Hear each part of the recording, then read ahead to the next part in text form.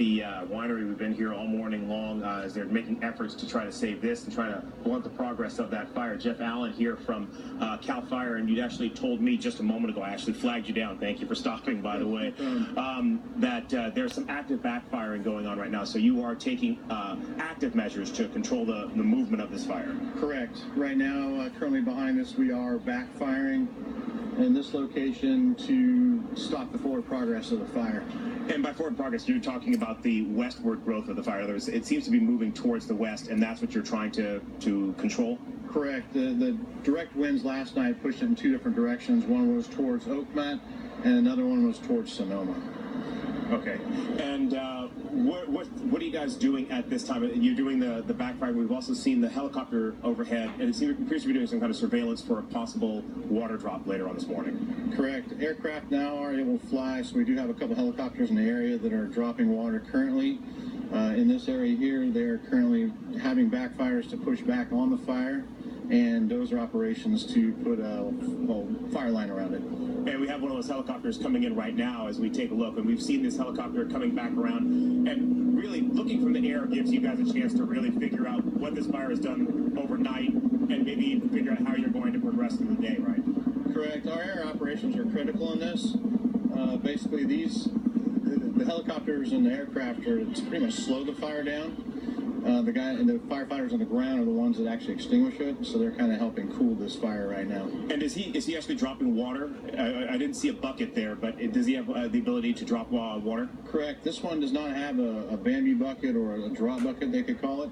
This one has it up in the belly of the helicopter. He's going to circle around, look for a spot to drop, and then go pick up some more water. Alrighty, and we also see a large earth mover here that came in just to my right over here, and that's one of your critical tools as well, that you guys are using those. You can bulldoze lines so that you can create areas where the fire hopefully won't jump. Correct. Right now we're moving some dozers into place to cut that fire line, which helps stop the progression of the fire. Alrighty, and Jeff, if you could stick around just for a minute, because you said after we're done here, you're going to be able to escort us back. Yes. So we'd love to go on back there and get a look at what you guys are doing. Thank you very much for the update. We'll be with you in just a minute here. So you guys heard with a very active effort here on behalf of CAL FIRE. They are doing what they can to try to blunt this fire, stopping it from moving towards the Oakmont neighborhood. This is the neighborhood that we'd seen those evacuations overnight early this morning. Oakmont, Skyhawk. These are the areas that are of concern right now.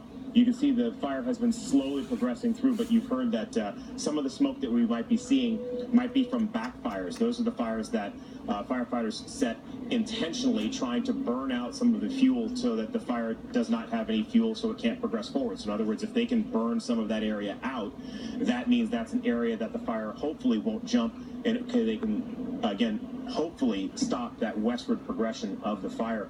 Now that the sun is up, presumably now by 8:45, firefighters have had their briefing this morning to try to figure out what their strategy is going to be today. Of course, a major concern, Rosemary's been talking about it, we've been talking about it all morning, are the winds. Certainly hoping that we see calm conditions, we see hopefully an increase in humidity. These are all factors that can certainly help firefighters out there on the line. And Christian, on that elk, are you feeling the winds? Because we're not, you really can't notice them, at least from your vantage point anyway.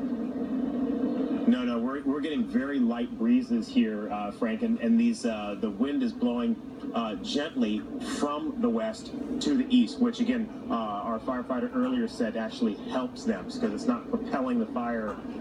It gives them at least a little bit of an advantage. They have a little bit of ability to get a control on this fire and try to move ahead of this fire. If it's not being propelled forward by that wind, this gives them a chance to set those backfires. It gives them a chance to bulldoze lines so that they can try to get the fuel out of the path of the fire. So certainly the weather at this time hopefully appearing that it's on their side, but again, the firefighter we talked to earlier had said that conditions can change on a dime. It can be windy blowing to the east, and then immediately it can be windy blowing to the west.